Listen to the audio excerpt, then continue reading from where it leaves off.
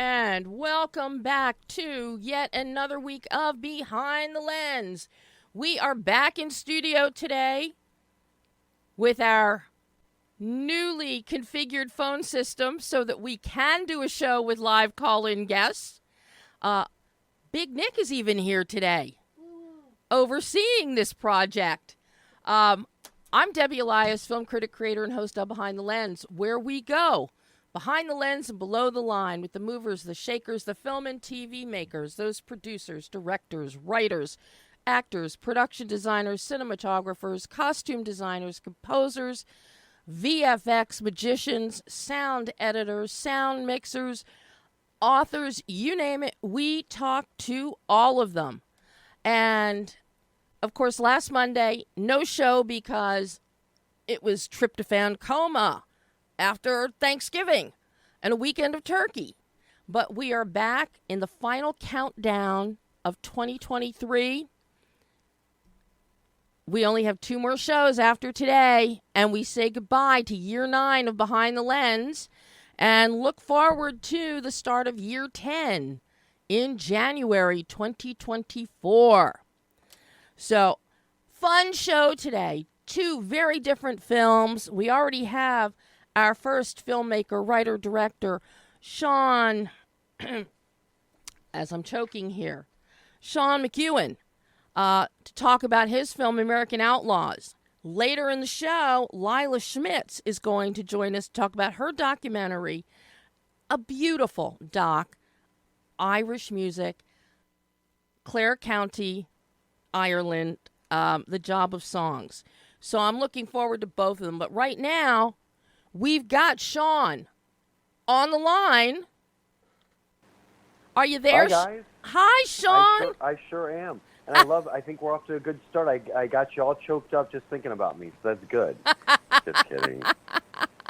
Welcome, welcome. I am so glad that Matt and I could make this happen because earlier in the year, when you were on the festival circuit for Santa Barbara Film Festival, the show was so booked up, Annie and I could not, there wasn't a Monday that we could slot you in. So, oh, bless your heart. I'm so grateful, and I am such fans of you guys, so I really appreciate your time, and it's a pleasure to talk to you. Oh, and I am so excited to speak with you, Sean. I mean, and it's hard to believe this is your second feature film. Yeah. Your production values, the quality of the artisans, your cinematography, the way you have captured action, it belies just a second directorial effort. But I do have to say, with you as one of the producers behind Bernie, one of my all-time guilty pleasures, I want you to know that. Oh, my gosh, amazing. That's amazing. A colleague of mine just saw Bernie for the first time a few weeks ago and posted about it on Instagram. And she loved it. She couldn't believe she hadn't seen it in all this time. I couldn't believe it. Oh, my gosh. I think you bring up, well, thank you for saying that. I think you bring up such a good point, too, because not that always these things land, but you attempt to make films or be part of films or support films in some capacity that are those that can also be helped by word of mouth, even over the years. Yeah. There are also, discoveries, rediscoveries of them, and I think Bernie definitely falls in that category. And I know, at least with my own films that I've directed and written, I'm trying to fall upward in that same category when I can. So that's super great that your friend discovered that, because it is a great film with a great cast. Oh, my God, absolutely. Shirley MacLaine is a scream. Jack Black is just, I think it's one of his best performances, quite honestly. Yes, for sure, yeah. He's had a lot of good ones, so that's saying a lot. But I agree. But now, I got to tell you, you directed American Outlaws. This is a difficult story to tackle because it is based on true crime. The basic facts are true, and the Dougherty siblings, they're all in various prisons right now. Yes, that's correct. Yeah, very true. Tell me, Sean, what gave you the idea to take their story of this sister and 2 brothers who are trying to escape from southern United States and make their way to Mexico for quote-unquote freedom. Of course, No, sure. As history has shown us, they didn't get any kind of freedom. Right. No, absolutely. They, look, not even a spoiler alert. This is a story for public consumption in the sense that we, lived it and followed it through the lens of the media that did come to its fiery conclusion, and it's out there, So, so you're right. It's a great question. Why would we want to go and tell this story when we kind of know how it already ends? And I think that's, hopefully, again, as you're striving to tell great stories, it comes down to so much more. It's the opportunity to dive in deeper, to get something dramatized, to have other artists and artisans that you're involved with in this process, and all the departments, including the acting departments and art departments, sound design, music, etc., to all come together and to kind of elevate this. And I think in particular, this is because it's so character driven. I think it gives the opportunity. Even though, again, we know how it ends, to see, what made these people tick, to explore that, to kind of look at it through that lens. And that's what really compelled me. I was really fortunate to have been aware of the story. Again, when it kind of came out in the media, this came out over a decade ago. Yeah. And like a lot of the news cycles, things just kind of happened very fast. And you got a lot of coverage for the number of days that took place over less than a week. And then it's on to the next thing. What was so great about this one, and why this story I think got really lucky, is there was a wonderful article that was written by an award-winning journalist named Kathy Doby, who wrote this for GQ magazine. And when I was handed the magazine article, it was written so beautifully and so cinematically to begin with. You just saw so much that could go into imprinting into the potential for a really good movie. So it started there, and then the other thing I'll share too is, you kind of said this with regard to the real siblings, the three siblings, Ryan, Lee Grace, and Dylan Doherty, that this was based on, is that I had the opportunity then to go down that rabbit hole that a lot of writers do, where you start digging and finding out more, and I ended up reaching out to the three siblings, the real siblings, in person, and they're each serving different lengths of time in three separate federal prisons across the country. And I reached out to each of them, and I got in touch with them, and I guess you could say ingratiated myself to them to kind of garner their trust to discuss and explore the possibility of telling their story. And then I actually went down and met with each of them, and so that was a whole adventure in and of itself, to go to these prison facilities and experience that, and be eyeball to eyeball with them and face to face, and like I said, hear their story, and then that really kickstarted our whole development process for me to write the script and to look at putting this together. Not too many filmmakers have faced the challenge that you face with telling this story of American Outlaws, and that is the logistics of getting into the prisons to speak with these individuals. It's not like you walk up to the door and say, "Hi, I want to I want to visit them." Not how it works. What kind of hoops did you have to jump through in order to gain access to them in the prisons? Well, I mean, you're exactly right. I think from an institutional standpoint and an infrastructural standpoint, I mean, prisons are made for a reason, to have very strict restrictions, and with that, you have to abide by that stuff. So it just comes with the territory of just trying to get in touch with someone, and to do so, it starts with the old-fashioned letter writing, like really a postcard in the mail, a letter with a stamp on it, kind of a thing, and then hope the person gets back to you. I'll also say, and look, I know everyone that is serving time or is incarcerated has a different situation, some than others, but a lot of people aren't in the best socioeconomic situation or financial situation.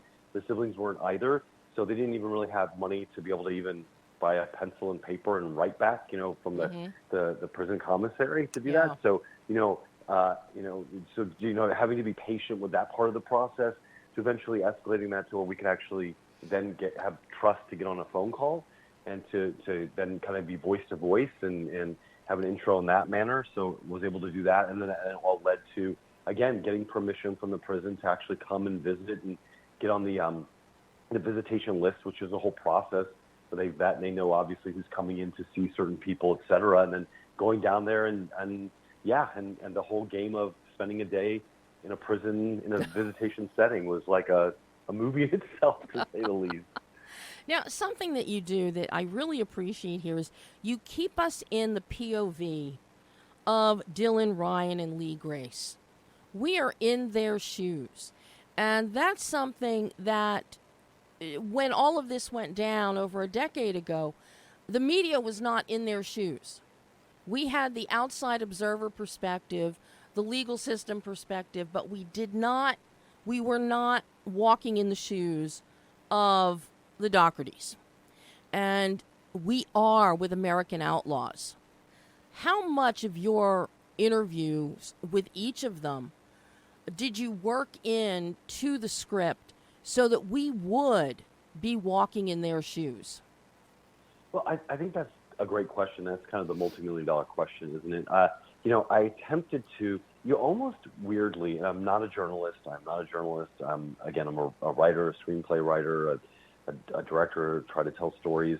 But you almost, especially when it's a true life experience, you almost take on some journalistic sort of qualities to what you're attempting to do. Again, I'm not saying I did a wonderful job in doing that necessarily, but you fall upward and kind of learn as you're going when it comes to a true life story.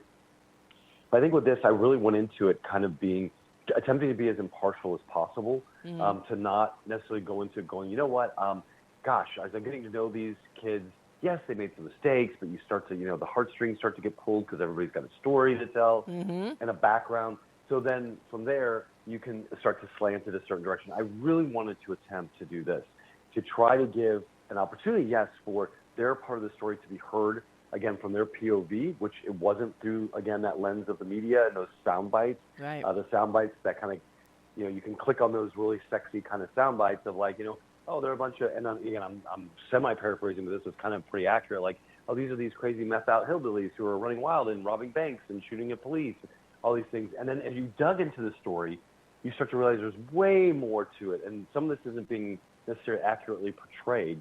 And that's where it gets really interesting. Yeah. I find a lot of the stories that I personally like to tell and gravitate toward, I think a lot of audiences have really responded to over the years, and a million other pieces of content, are those kind of the moral ambiguity of it all. That there's it's not like the good guys are wearing white hats and the bad guys are wearing black hats. It's that in between, the gray, that's so interesting to explore. So I really wanted to do that with this. I didn't want to portray them to be these heroes that we just put on this kind of pedestal and, they were done so wrong by society. So, there's justification on this. I mean, they did things that they shouldn't have done, and they deserve to get, the argument can be made that they deserve to get, a lot of the comeuppance that they end up getting. But at the same time, one can start to have some sort of empathy of understanding, like, wait, what did motivate this? Right. What were the circumstances or the environment that contributed to, where they felt like they had no other options? And then how, as a society, are we maybe, again, this is just for exploration, it's not to necessarily politicize anything or to hit somebody over the head with a hammer with it, but how are we complicit in, aiding in that in some way? And how also can we all, as a collective human experience, relate maybe to what would you do if one of your siblings had painted themselves into a corner and had no options, and they were essentially kind of handed a quote unquote, and I mean this figuratively more than literally, like a death sentence. And what would you do? What lengths would you do to protect your family? So some of those things are, and the flaws and the faults and failures in all of that. I think that's interesting because, we all make our own mistakes. And, obviously they did this on a very grand scale and paid a very hefty price. I think it also, just one more thing that was really fascinating to me was that, they didn't end up hurting anybody. And for me, that was also interesting to explore. It doesn't justify anything because we have to also talk in reality that they could have. Yeah. But the fact that they didn't, that they were kind of pulled by this sort of, like, as askew as it was, this kind of code of ethics, this Southern code of ethics, like there's right and there's wrong. And, this kind of, robbing from the rich to give to the poor kind of sensibility about it all. And I think that harkens to something that's a very kind of embedded in the tapestry of the American experience, again, for better or for worse. And I thought that was, as a sort of a modern day kind of, Western story, a neo-Western kind of story, I thought that was really fascinating and compelling to investigate. Mm-hmm. Well, it definitely is. I mean, I was fascinated watching this story play out through the entire film. And a big part of selling this story and having any kind of empathy, for the audience to have empathy, or maybe not empathy, but at least understand their reasoning, the siblings' reasoning for what they were doing, is your casting. Emery Cohen, I mean, you've got an amazing cast here. Emery Cohen is fabulous, India Isley, Sam Strike, and then as our two agents, Corey Hardrick and Treat Williams, his final film, his final film appearance. You know, talk to me about putting this cast together, because these roles are so specific. Now, granted, Treat Williams coming into a role like FBI Agent Donovan, this is something we've seen him do in the past over his lengthy career, but the emotional lengths that Emery, India, and Sam had to go to embody Dylan, Lee, Grace, and Ryan, that could not have been easy with a story like this. Yeah, I think you're exactly right. You hit the nail on the head. I think first and foremost, if you can get so lucky as a filmmaker, is to find and associate and identify really talented artists to work with, and that bring the work to a whole nother level. I mean, I'll be the first to admit that if I'm good at nothing, the only thing that I might be okay at is surrounding myself with people that are a lot better and more talented than I am. And I'll take credit for all their work, by the way. No, I'm kidding.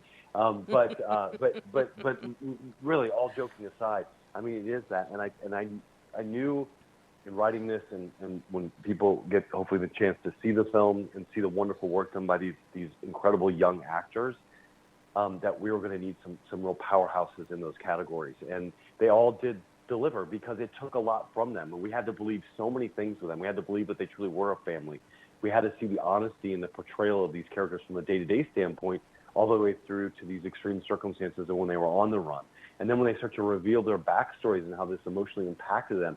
And there's a lot of complexity to that. I mean, again, the human experience is complex. So, you needed actors that could really dig deep and go there, weren't afraid to go there. And the last thing I'll say about this, I feel so grateful that they entrusted me with their own craft, that we could, again, go in these spaces and explore this and really bring out something special. Because I will say this, if nothing else, and this is something I stand by with the film, these actors did such a wonderful job that these performances just stand out so much, and the movie deserves to be seen for that and that alone, in my humble opinion. I mean, these I call them kids, but these three main actors were just outstanding, and one after the other, and they have already done such great things, but have such incredible careers ahead of them, and man, did I get fortunate. You really did. You really did, Sean. Now, I'm curious for you, because you wrote and directed this, as you were writing this, were you also envisioning how you were going to execute this visually on screen? In terms of your cinematography, were you storyboarding, drawing little stick figures? How was this process like for you as writer-director with a story like this? Yeah, well, I was really fortunate to work with the director of photography that I worked with on my first film, Justin Henning. Justin is a god. Justin is he's got your lucky day out. He's the best. Yeah. Yes, I mean, listen, he is just incredible and such a good storyteller through the visual medium of very much, cinematography. Yeah, and he can paint a picture like you wouldn't believe.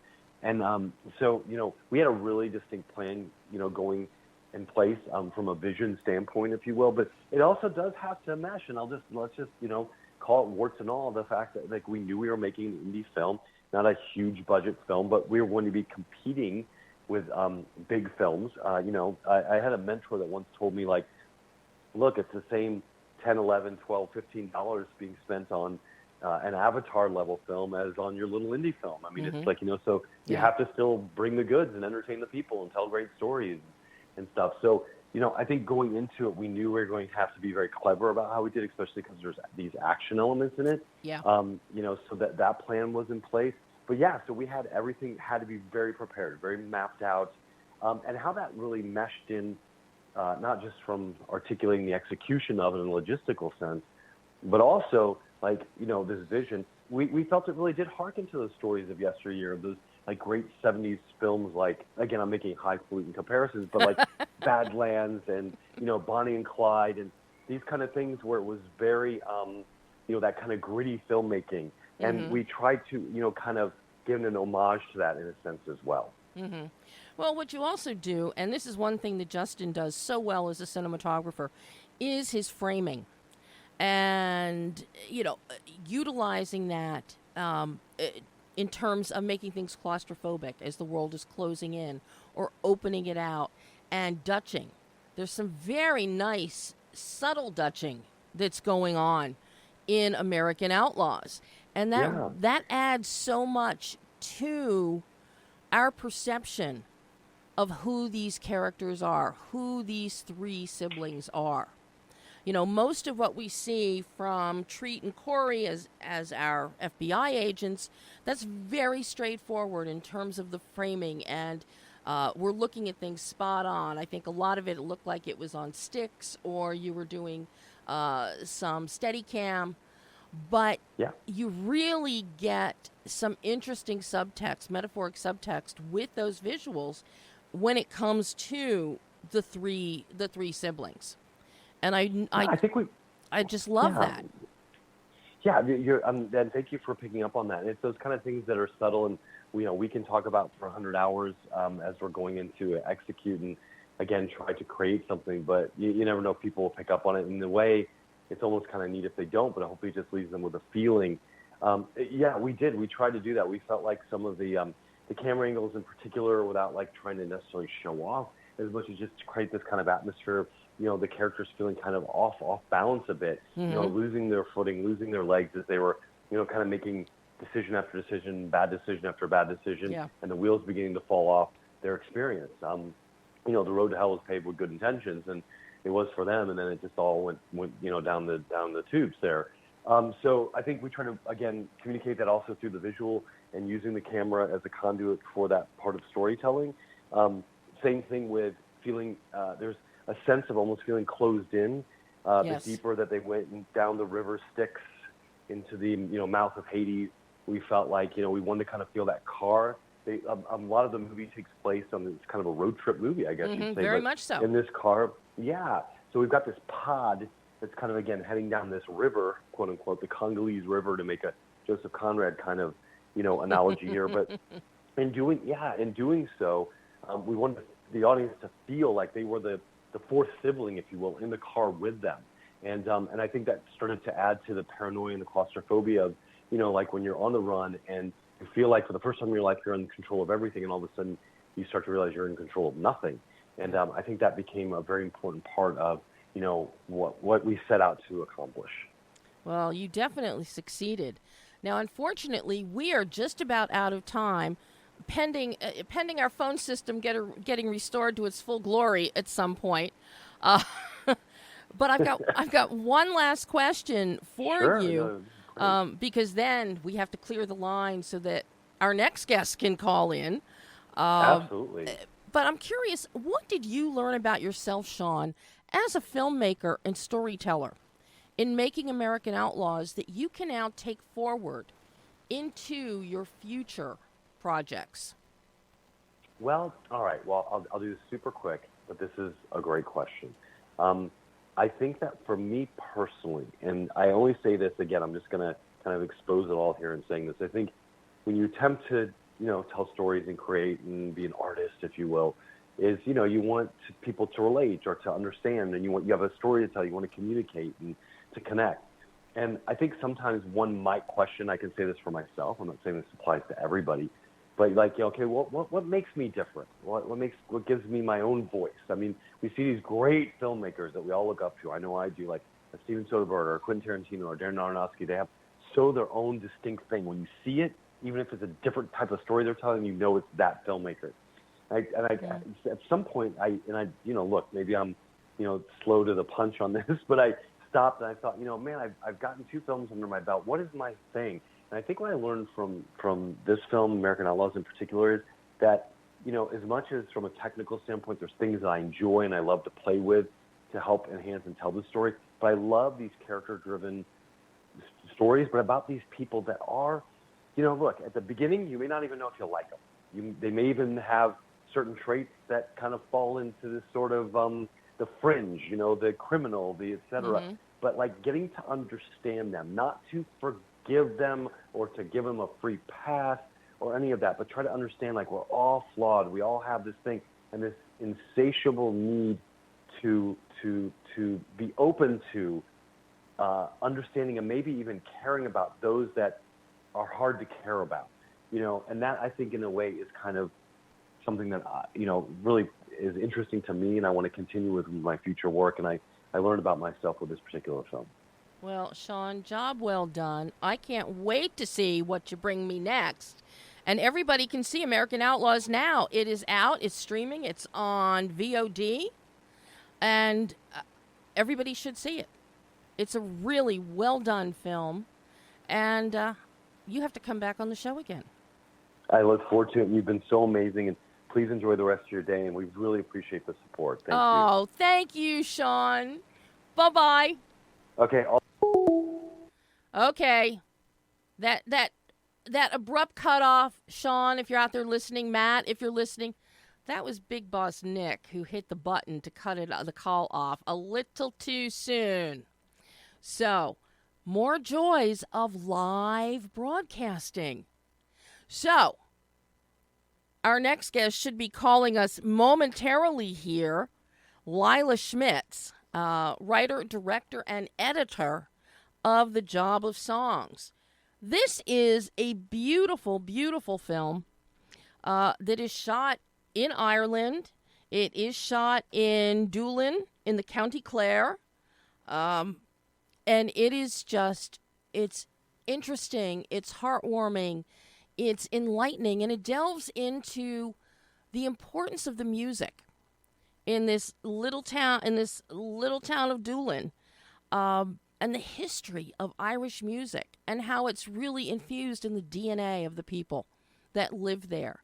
And we meet a lot of them, and we hear the history of a lot of the music and some of the old-timers and people that came before who started these pubs with music, with flutes and fiddles, which is what everybody thinks of with Irish music. Flutes and fiddles. So, just absolutely stunning work that Lila has brought us. And LILA now, Schmitz? Lila's here. Lila, you're live on air. Hi. Uh-oh. Okay, somehow, apparently she hung up or got disconnected. Hung up. Okay. So Nick is going to get Lila back on the line for us. This is one of the fallacies with this temporary phone system. I apologize for that. But there's kind of nothing we can do to get around it right now. So, all right, Nick is trying. Lila, are you there? I am. Hello. Hi, Lila. Welcome to Behind the Lens. How are you? Thanks so much. I'm great. It's great to be here. Well, I am thrilled to have you to talk about The Job of Songs. Talk about a job. You did a great job with this documentary, let me tell you. Thank you. Thank you so much. It's a lot of effort. That's obvious. This involved how many trips to Ireland? This was one trip. We filmed it all in one go. Wow. I was telling the listeners, giving them the background of this all stems from, it's all about celebration of the Irish music, the history, the folklore, and over the centuries and how it is now where it is in today's world in the 21st century. And this is such a heartwarming meeting these people, because we really get to meet these people up close and personal who live in this wonderful little town of Doolin. And I'm curious, talk us through your process, because wanting to do a documentary about Irish music in this one particular area is not really what you'd be talking about at the breakfast table, I don't think. Yeah, well, so I traveled to Ireland with family when I was a teenager, and I stepped into a pub, and there was this music session going on, which is sort of what the film centers around. And when I first stepped into a session, I was just really blown away by the feeling of it. And there are these people sitting next to each other who play the same tunes, share this language of the music, and there are people sitting next to each other who've known each other for 40 years, and somebody walks in who they've just met, and they share this language. And just as an audience member, as a patron sitting at the bar, it was so enthralling, and the feeling of it stuck with me.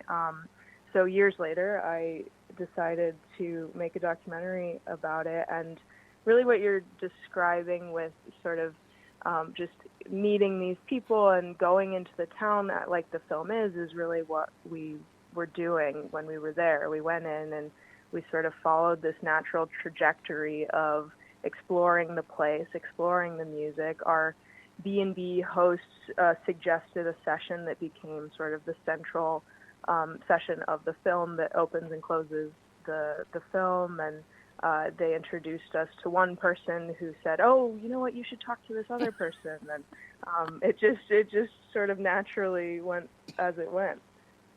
Yeah, this very much. I could tell as we're bouncing from person to person. It's going into like your local bar here in the States, where everybody knows everybody, but if you don't know everybody, it doesn't take long before you do. Yes, And absolutely. It's very connected. now, was it difficult? Now, it's one thing for people to sit and talk and regale stories and history to you. It's something else to do it on camera. Was that a problem?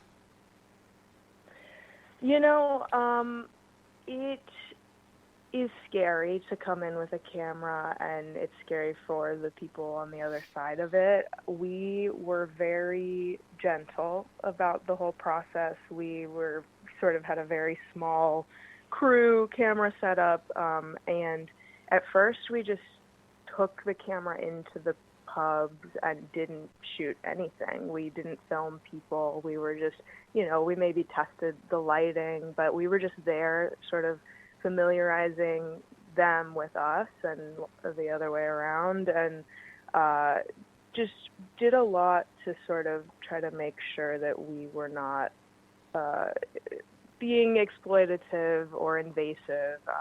And that was something that they talked about. I think they're very used to tourists coming in and filming, and there's been a lot of that. But that was one of the reasons that I think we were able to get people to open up, was just being very gentle about it and curious, and maybe not bossy, and just sort of young women coming in very interested in what they had to say.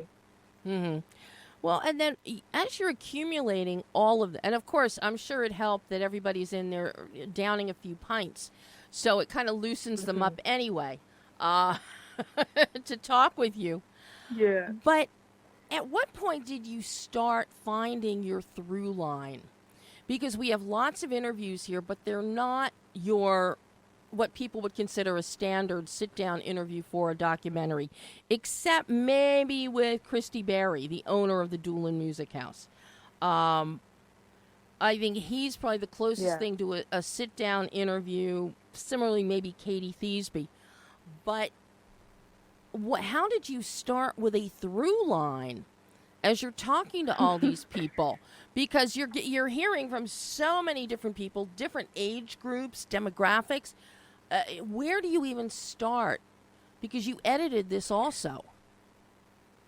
Yeah, it's a great question, and when we found the through line, I would say years after the making of it, but we started to discover it while we were there, and I think as an early on first-time feature filmmaker, I went in with a series of questions written down. And I think what really helped was I went in and, asked the first question, what's your name and how long have you been playing music, something like that. And then from there, I just sort of never looked back at the questions, and I really just kind of pulled out of them what they were already speaking about and the things that interested me as a human being more so than as a filmmaker maybe. And I think I look for the emotional part of it more so than the specific information. I think the film does get into some of the history. Christy Berry, like you mentioned, talks about the history probably more than anyone. Yes. But and everybody touched on it, but I think that it's more what struck me was what is the feeling of a session? That was sort of my guiding light. How do you describe this indescribable feeling? How do you capture it? And so I would say that the interviews themselves informed as we were going. So Luca Bloom was one of our first interviewers, and I think of him as sort of our philosopher. He talks a lot about these big ideas and really brings home this sort of beautiful insight that is not something that I would have necessarily gone looking for in an interview if I hadn't known to just trust him to go and talk about whatever it was he wanted. And he came in, he showed up to the pub and sat down with us, and he was running late and very embarrassed and ended up sitting down with us for 3 hours. And we had this just wonderful tea and conversation. And, we were nervous because it was one of our first interviews, and he's sort of a big deal. And it was just this beautiful thing where we got to know each other and connected, and to the point where he took us to breakfast the next week. And he took us to the Burn, which is this beautiful natural landscape. And so it was very much just trying to connect with the human beings, and then editing and revising and trying to tell a story with what we had, which, the limitations can be a gift sometimes. And I think eventually they worked, but it was very challenging. Something that you do with this, and as we're progressing and we hear the history of the music, the history of the region, of this specific area. And I love the archival photos of what the area looked like, over 100 years ago, 150 years ago. And, you infuse us with this, but you bring us into the present when we get into thoughts on immigration and music, and also the idea of tourists coming into the region. But we also move into the area of depression and loneliness, and how the music, when you're gathering in the pub, that kind of takes it away with this lively Irish lilt. But then there are also some very deep, sad Irish songs, lamentations almost, that speak to the depression and the loneliness of so many people. So I found that really striking, that you take us through, and we have people talking about that, such as Katie. Talks about her recovery, an alcoholic, and recovered from that. We hear about people that have committed suicide jumping off the cliffs of Moher. And it's all tied to music. Music brings you out of a funk, brings you out of depression, or it lets you wallow in it long enough, then you can come out of it. It's really fascinating insight into the mindsets of the people of Doolin. Thank you. Yeah, I also think it's about coming together with other people, right? I think the music is really special because you don't have to feel the pressure to, have some revelatory conversation with someone to pull you out of something. You can just sort of sit, and you can sit silently all night and have a wonderful time. You can also chat and but regardless, you're in a room full of people who are all there to just sort of spend time and be in that place. And I think that is just fascinating. And I think all these disparate pieces really come together around it.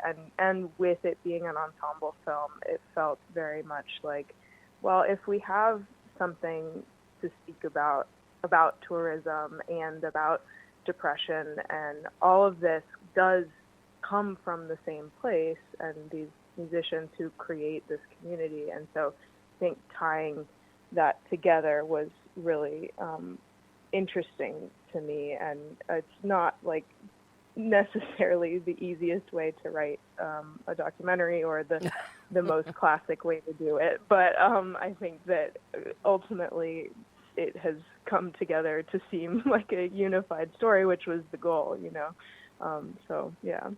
And but it's the way that it progresses and how we get to those points in the documentary. I think you did that beautifully in your storytelling.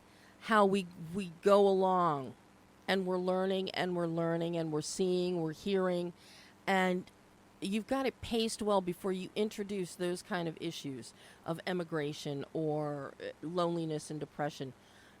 We have met these people. We see the ups, but wherever there's an up, there's going to be a down.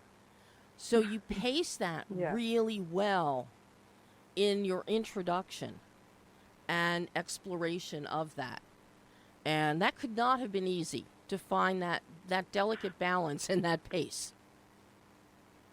Thank you. Yeah, it was not, but I love editing for a similar reason as I love this story, which is it's all about the feeling, and you can get so specific with it in trying to communicate. And I think having Annika Kahn-Grevstad, who is the director of photography and a producer on the film as well, she helped me edit it, and we wrote it together. And just having a teammate who I trust implicitly to be like, does this make any sense? And she's like, absolutely not. And it's like, great, okay, we'll keep going. And I think that is just the best thing to have on top of an obsessive commitment to making it work. Well, and I love that you include.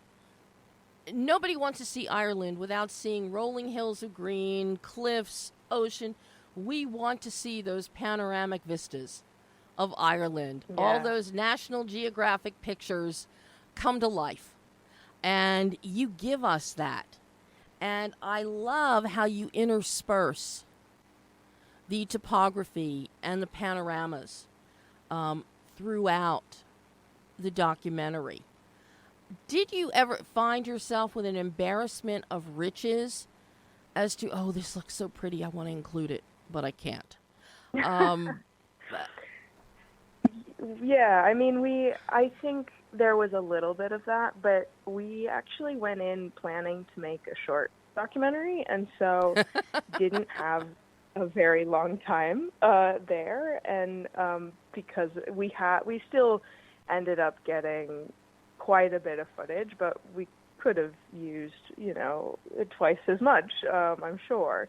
But because of that, we really just combed through for what was beautiful. And I think Annika's such a good photographer. And so using her, just these beautiful things that she captured, accompanied by a couple shots that I got that were okay. And, trying to comb through and make every frame look really in line with what we were trying to communicate with the documentary. I think that was high priority, and to the point of the beautiful landscape, I think that was one of the few things that I went in really knowing that was important, was this contrast between the green and blues of the outside world, it's like very sparse rolling plains and the ocean right there, compared to these like little orange warm pubs. And so that like visual contrast is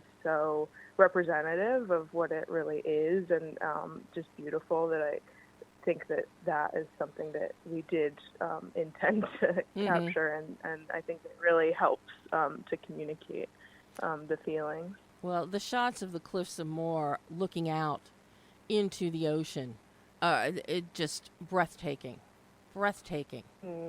Google needs to get those shots and include it, or HP or whoever. When they're rotating on my TV or my computer, changing the image every time I log in, I want to see something like that on there.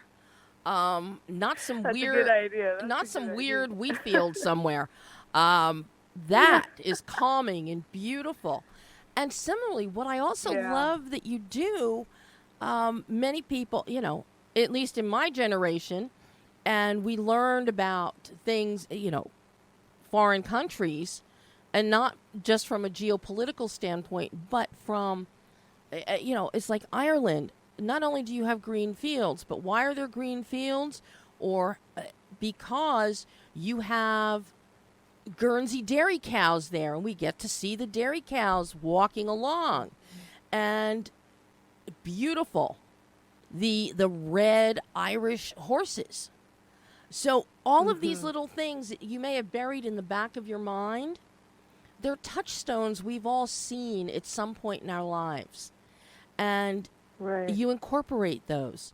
So we're not just looking at green hills, rolling hills, but we're seeing a horse galloping, trotting happily. The horse looked happy. Yeah. I got to tell you. Yeah. They have a lot of wild horses there. I don't know if we included them in the film. I'm trying to think, but they have a lot of wild ponies, and they're just absolutely stunning. It's amazing. Yeah. Yeah, I like seeing the dairy cows. I like seeing the cows. Yes. And the way they're lumbering along, they're a dirty white, and you've got the sky, and they're up on the cliff, and they're walking. So you've got the sky, and that, the ocean is out there. Just magical almost to look at the images. Yeah. And then to hear the music behind it. It just spectacular. Yeah, it is really where it came from. It feels so odd to just logically place, the cows and the music, but I think because it all comes from this place, it really it ends up making a lot of sense. And to your point of having a riches of photography, I think what we would have liked to have included more was the cow footage. Honestly, we have so much, and we would just walk through the countryside and just shoot the animals before we sort of had people that we knew, and when we were trying to gain trust by just being there, we were like, well, the horses and cows are okay, so they don't mind us. So we do have tons of that, and I think it really just is the feeling of the place and the livestock, and that's how a lot of people make a living and live their lives, and then come into the pubs and sharing the music in the evenings. Yeah. No, I mean, I thought that was perfect. I thought it was perfect. Now, I'm curious, from a producing standpoint, did you have to worry at all about licensing rights for this music and these performances? Yes. Some of it is in the public domain, which helped us a lot and made it possible to make the film, honestly. But we did, a lot of the music is licensed from the musicians in the film themselves, and they've been so kind and generous with us in sharing their stories and sharing their music. And then there were a few things that we did have to track down, and, the headache of music licensing is just a big one. But I think mostly we got very lucky to have these wonderful musicians share their tunes and songs with us, and then a lot of public domain helped us quite a bit. Mm-hmm. Now, I know since it hasn't been too long ago, Katie, who had hoped to get a CD out there of her music, her CD is out there. It's now out there. Yep. And yes, and it was really well received. The big, the equivalent of PBS in Ireland was playing it a lot, and just really had her up on the charts when it came out, and it was really special. And I think she's actually she just ran a friend of hers just ran a Kickstarter for her to hopefully be recording another one. So I'm very excited for her. I wow. hope that goes well. Yeah, that's something. And all she wanted to do, as we see in the documentary, is I just want to have just one CD out there as a legacy for my daughter. Yeah, and she made it. now she's going to work on her second. That's fantastic. Yeah.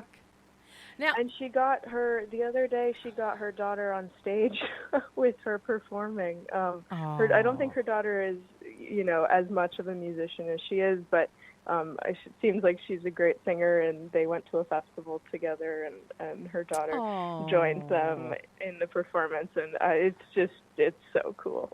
Oh my gosh.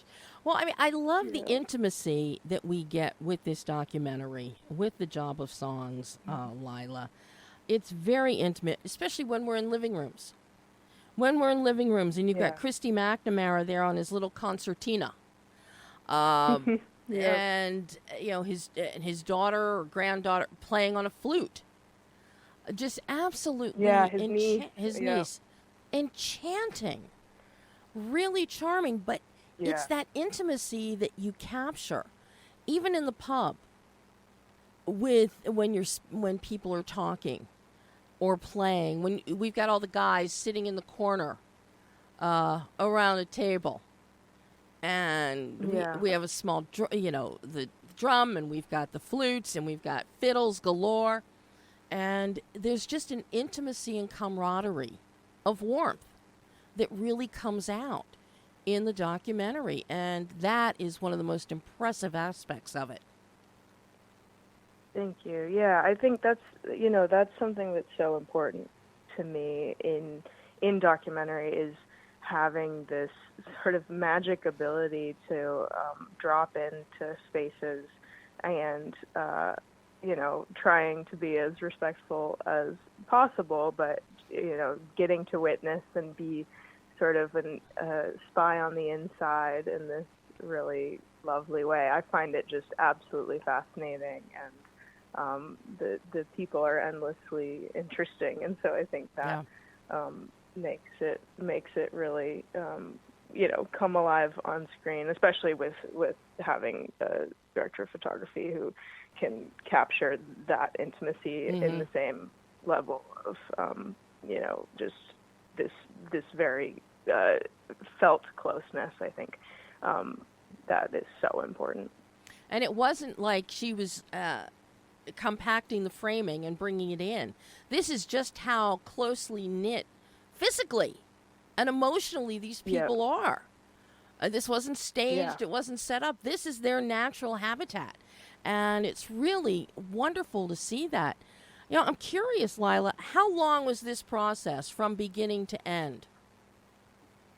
A great question. We started 5.5 years ago, and we filmed in 2018. We released a version at our world premiere in November of 2021. So since then, it's, there's been a little bit of change to the film, but it's mostly been just trying to get it out there. And now it is in the U.S. available, which is that's been the dream. And so it's very exciting. And it's been out in the UK and Ireland for a few months as well, which is just really wonderful. But where can everybody find The Job of Songs? It's streaming on all the usual suspects, I think. Exactly. Yep. Apple TV, Amazon, Vudu, YouTube, all of those ones. digital platforms galore. So now, what's next for you after the job of songs? Will you continue with feature documentaries, move into narratives? What's next for Lila? It's all up in the air at this moment. I joined a company called Dropout TV, and I'm working in the unscripted comedy space, which is really fun, and they're lovely. And so that's a nice, steady gig to have. I'm definitely interested in continuing documentaries like this, as long as they're sort of in a similar language of intimacy. I've made some scripted short films, and so I'm curious in all the storytelling. It's more about the story than the medium for me, I think. Because you were also doing the editing on this one, do you have a favorite aspect of the filmmaking process? Be it writing, directing, editing, or for you, do they all just go hand in hand? I mean, I love to direct. That's definitely my bread and butter. But for editing specifically, I like to edit documentary because of the way that you're sort of trying to take real human words and not change them so that they don't. Change them so that they make more sense as opposed to less sense than and communicating what they'd like to say clearly and writing the story. Like, that is so much fun, and it like I said, it's such a challenge, but being able to take dialogue and write it after the fact, I think, is something that I much prefer to scripted writing, because you're using just these really interesting things that people have said to try to communicate a story and get other people to want to listen. So that part's really fun. Well, this is a documentary everybody will enjoy. You feel happy the minute the documentary opens, the minute you hear the music. It makes you feel happy. It keeps you interested, and I just found it really. It's a character study about a people, is what it comes down to. Yeah. Just job so well done, Lila. Thank you so much, Debbie. I really appreciate it. Oh, thank you, and I hope you'll come back on the show in the future with your next project, whatever that may be. Absolutely. That sounds great. Thanks, Lila. All right. Bye-bye. Thanks. Bye-bye. And that was Lila Schmitz, writer, director, editor of The Job of Songs. It really is a lovely documentary. So that is all the time that we have today. I think next week we're going to still be in the funky phone mode. I'm not sure. But it wasn't too terrible today. Just a couple little hiccups there. But, yeah, Pam and I like it much better when people can call in early and she can put them on hold. So we got to work on this. Nick's got to work on this for us with the phone company. So, very quickly, if you're looking at the Facebook Live, the adrenalineradio.com Facebook Live feed, you will see Tablescape again. A great Christmas gift for young and old classic film fans. Eddie Muller, the Czar of Noir, his new kid noir book, Kitty Farrell in the Case of the Marshmallow Monkey. It's so adorable. It's wonderful. And of course, if you're in the Los Angeles area and you want some really, really, really good fresh jerky, don't forget about LTC, all natural beef jerky. And the only place you can get it is at Mom's Bar in Santa Monica. So, and if you're setting up any holiday parties, don't forget about the Backstage Bar in Culver City. It's a perfect venue for parties. Just ask everybody at Sony. They had their pre-Sony holiday party there Friday and their post-Sony holiday party there. There are no words. It was loud, it was rowdy, and everybody was having a good time. I can say that. But there you go. That is all the time we have today. Next week, we've got 2 more wonderful guests. We're going to be talking about another fire documentary. We've had a lot of fire documentaries this year. And, of course, then another new film that's coming out, Cheryl. So until then, I'm Debbie Elias. This is Behind the Lens.